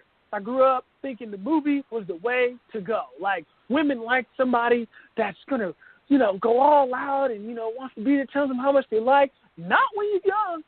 Maybe, later on after the woman's done chasing the guy that looked good but don't give a fuck about her, then she's like, okay, now I realize the guy that likes me is the one that's good for me, right? But when I was young, I realized the more I wanted to show affection to these young girls that I had affection for, the more they were drawing away, moving away from me. And then you realize that the guys that don't give a damn about them, lose no sleep, are the ones that the girls are always after. And he don't answer their calls. He really just hits them up when it's good for him, but they just wait. That's the law. That's showing you the law right there. It's another example, but it's showing you this weird element in the realm that you can translate over into how you deal with just life in terms of this universe. Because when someone, you'll hear it a lot of times. When a guy's into a girl very soon, girl, something might be wrong with him. He might be crazy. That's kind of like a stalker. But at the same time, I want somebody that love me and that'll be there for me. But, girl, something's weird. Like, he always asking me how I'm doing. He calls me too much. But at the same time, I want somebody that wants to speak to me all the time and be with, that loves me. I love them. But, girl, he might be a serial killer or something, because he's the kind that want to marry you too soon. That's weird. Hey, you see what I'm saying? Boy, drop I know. You see that paradox right there?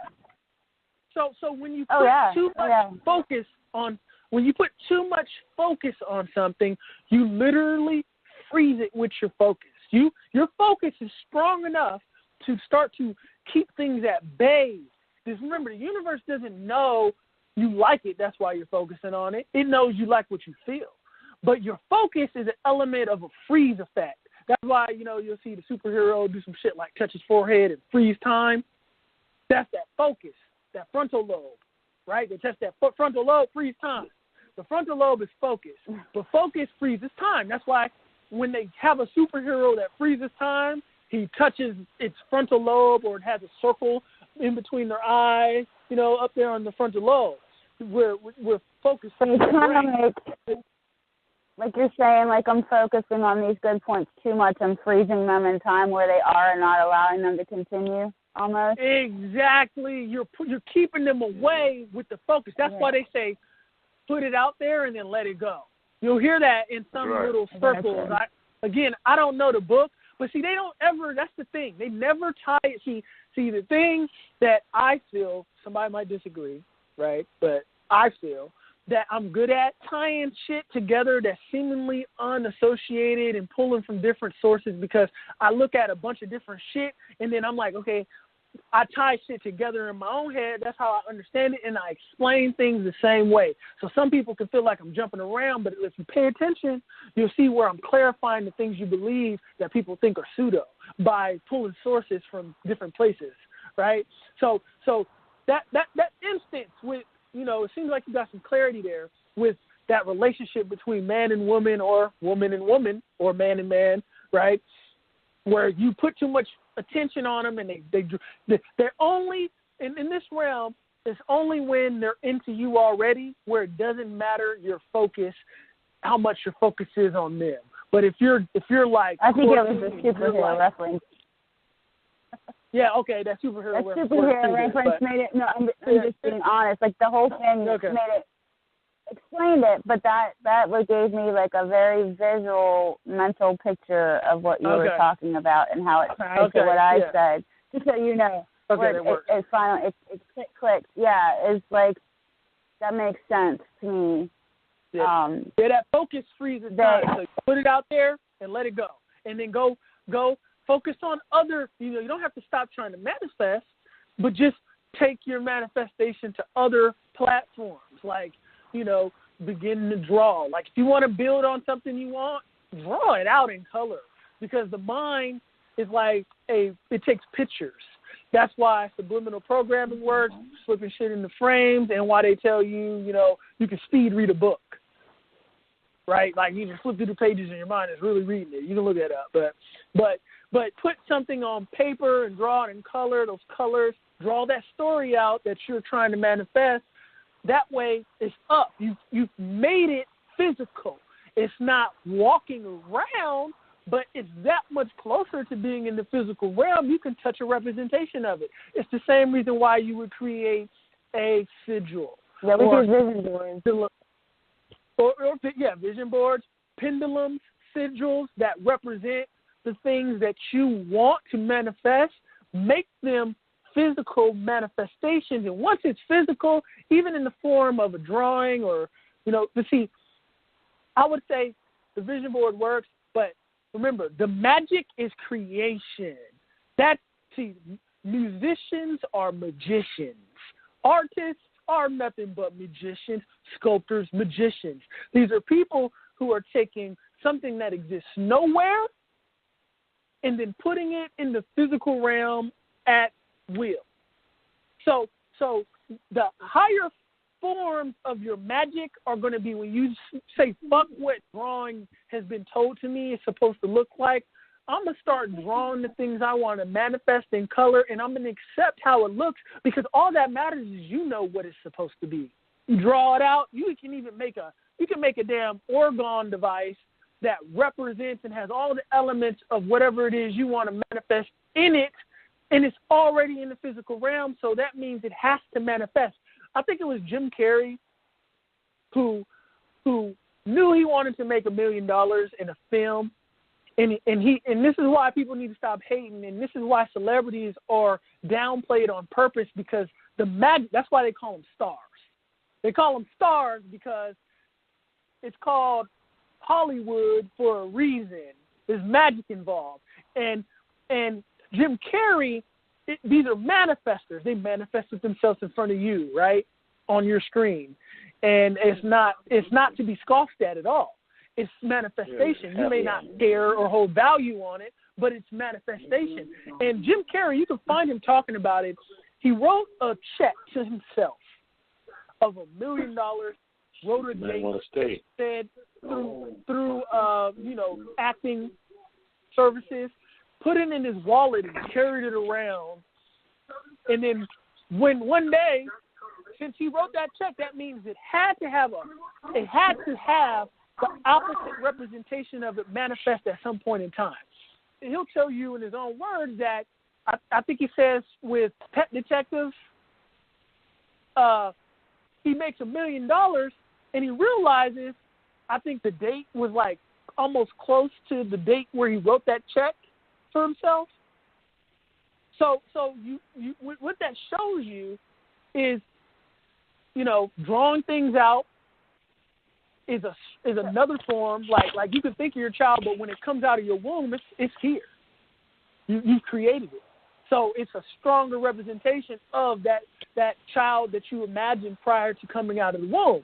So you want to try to draw and write out and all the things that you want, so they have to manifest. The same way we speak them on accident, and they have to manifest. It may be, the longer down the line, but it'll come faster when it exists in a material form. So drawing and making sigils, that's why these things exist. Sigils, talismans. These things exist because they were magical compositions of an aspiration, a Mojo bag. You go down to New Orleans back in the day, I need me a Mojo bag. What you want in your Mojo bag? What are you trying to manifest? They put these things in this Mojo bag. The person carries it around with them in their pocket. Protection. Yeah, I've made one before. Well, things similar to that. Back way a long time ago for my son, and I put it in his backpack because he was having issues with bullies and kids picking on him, so I made him a bag like for protection. Sewed it inside of his backpack so that he had it with him. But so far as drawing things, my friend and I have been doing. I'm sorry.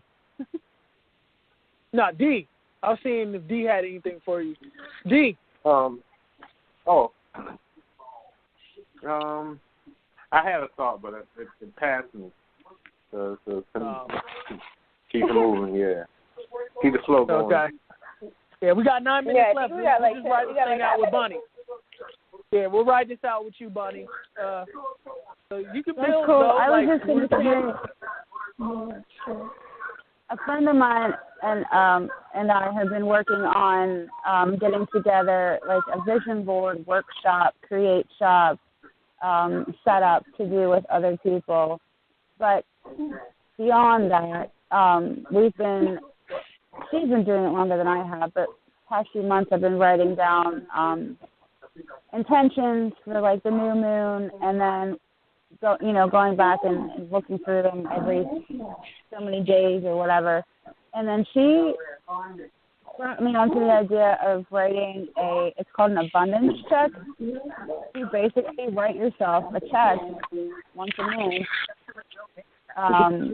that grants you abundance in all forms, blah, blah, blah. You sign it, date it, and hang it where you can see it every day. And I thought that was a really neat concept because it is that physical reminder that to continue manifesting, I can't talk anymore, to continue manifesting abundance in all forms. Like I see that several times a day. I do have a vision board. I used to draw all the time.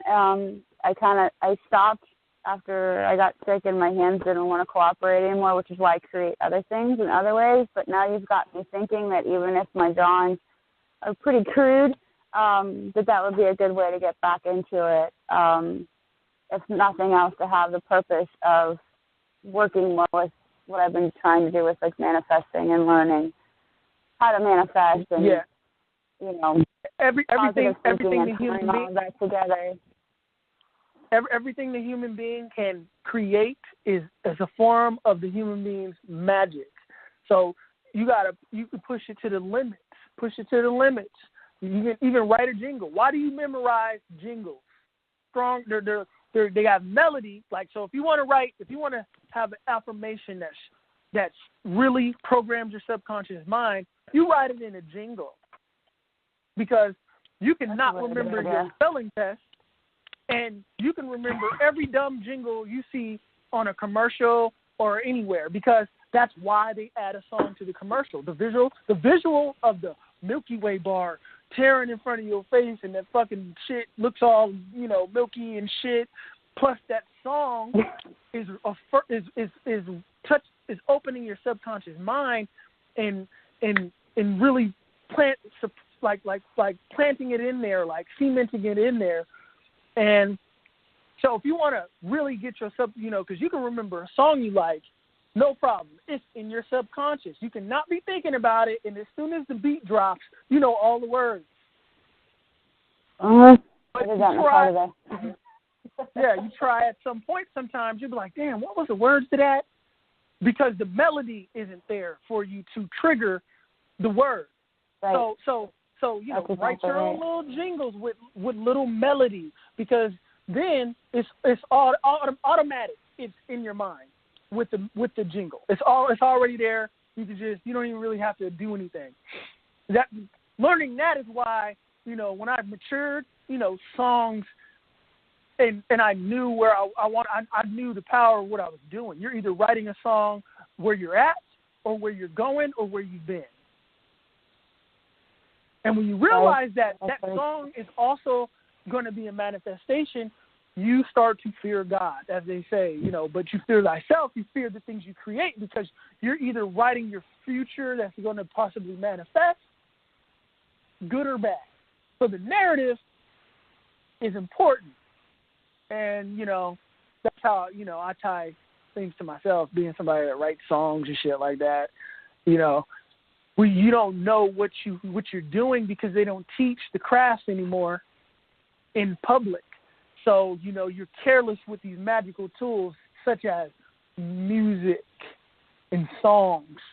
They're magical tools, and they're one of the strongest things. That's why they generate so much monetary gain, because I was going to say, there's evidence of that with rap music and I mean, any kind of music, really, but the following that these people get, like, instantaneously, and I'm going to be honest, like, some of it's great. I love some of it, but some of it's just pure garbage. And you've got these 10, 11, 12, 14-year-olds bouncing around to these, and I'm going, what the hell are you listening to and singing about? That's not even stuff, I'm on the phone, that's not even stuff used to be. I have the headphones downstairs. Okay, I have these ones.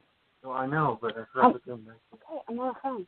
Sorry. They're singing about sex and drugs and all kinds of other crap, and it's like, you're 12. No, and no. Well, so, most of the time, if you ask someone today, they like the beat first. The beat is what pulls most people in. The beat is a rhythmic, sonic spell. So the beat gets you playing it all over again, and then now you know the words, which is the vocal spell, But yeah, but you see, it's transforming these kids. These kids are like, and I'm not saying music is the only is like the thing to blame, but it definitely plays a huge, huge part in it, especially kids of people my age, because we grew up in, like, myself, I grew up with, like, Dr. Dre and Snoop Dogg and, like, these great rap artists who also sung about drugs and sex and other shit. But it wasn't the same line over and over and over and over again, like some of the stuff now. And unfortunately, I think some of us are so attached to the music we grew up with, we're listening to the music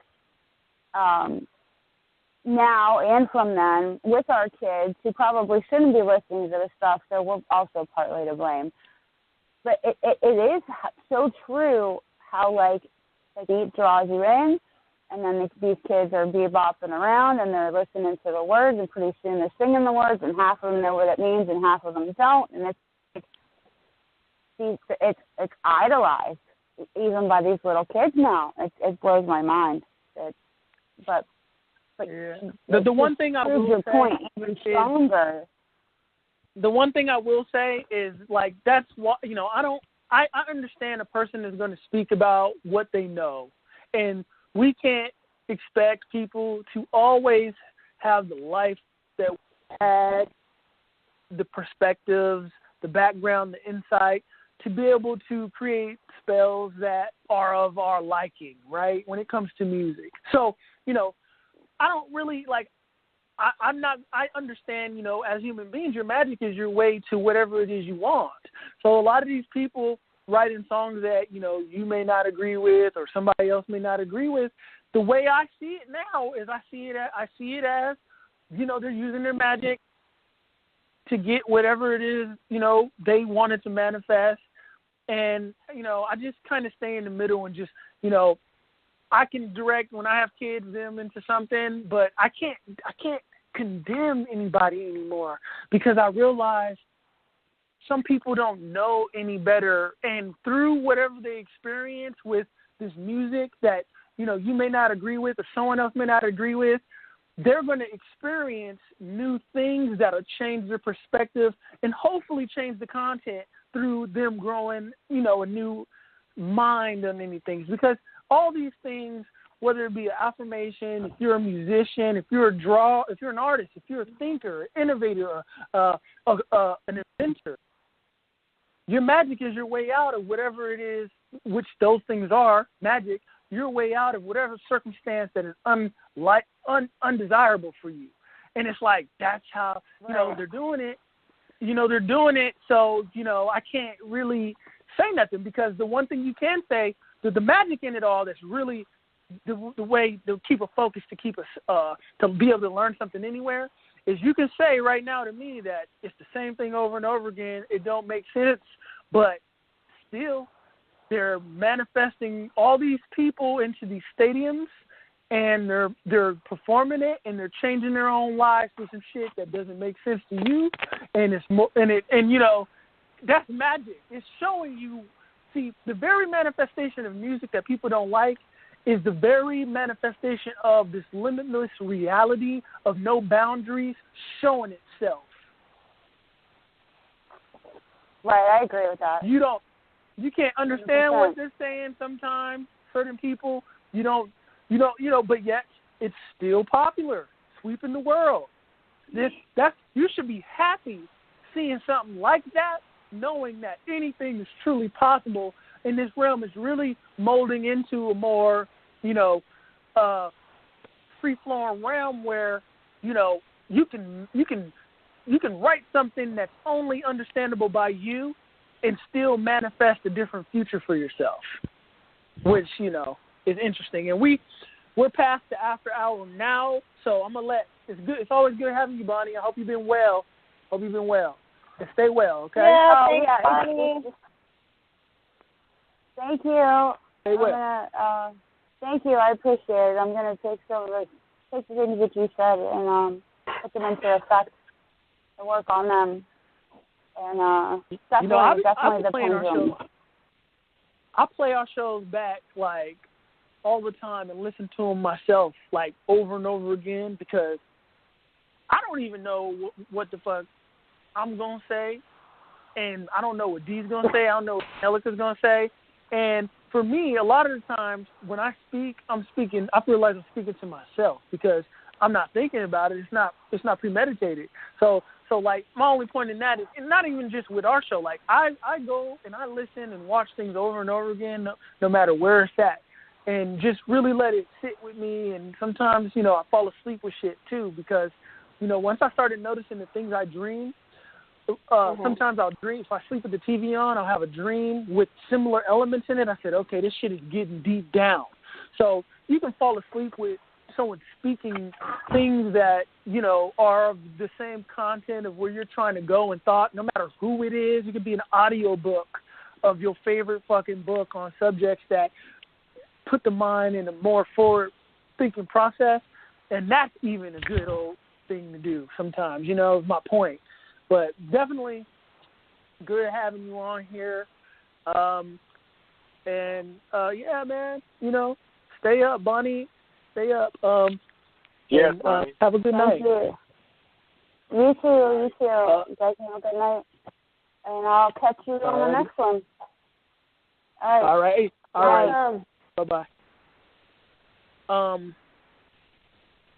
D, why don't you give out your info real quick? And then Angelica could go, and then we'll close this thing out. Yeah, my Mojo and Chains is root to the fruit solution at gmail.com. And that's me. And I hope everyone have a great tomorrow and the rest of the week. Yeah. You can find me on Facebook, Instagram, Twitter at Serenity CMD. My website is www.serenitycmd.com, and my email is angel@serenitycmd.com.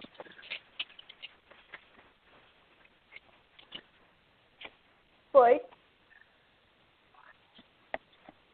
I don't know what he's saying. Oh, and you can contact the show. I was on mute, like, talking and shit. And then I was like, why should I call my name? But you can contact the show at takethenightradio@gmail.com if you have any suggested topics. Organ Ducks Rule, man, I got you. I didn't forget about your topic. You had a great suggestion. And, you're awesome, bro. We appreciate having you. And you can find me on... Did you ask me whether he's from Oregon, boy? No, I haven't. No, I haven't asked him. Right? You can find me on Instagram at It's Simply Boyd. My YouTube is also It's Simply Boyd, I think. The show also, you can find the show on Facebook at Take the Night Radio and on YouTube at Take the Night Radio. And wherever you hear this thing, you can follow. If you like it, just press follow and subscribe and press the little bell thing so you know when we post something new, wherever this is where you listen to it. Don't be bewitched, you know. Closing out your Bewitched, humble killed your mojo. You know, think of the words and use the words that benefit where you're trying to go. And we'll see you next time. And I don't know if we're going to be doing the show on Friday or the next Monday. I'm kind of just going with the flow. And bye-bye, y'all. All right, so. All right, Later. Later. I'll take the night. I'll take the night. I'll take the night. I'll take the night. I'll take the night. I'll take the night. I'll take the night. I'll take the night. Yes, you have a heart that's divine. Deserving you are, girl, you're mine. Eternity's ours, yeah, you're mine. We'll live a life. I'll take the night.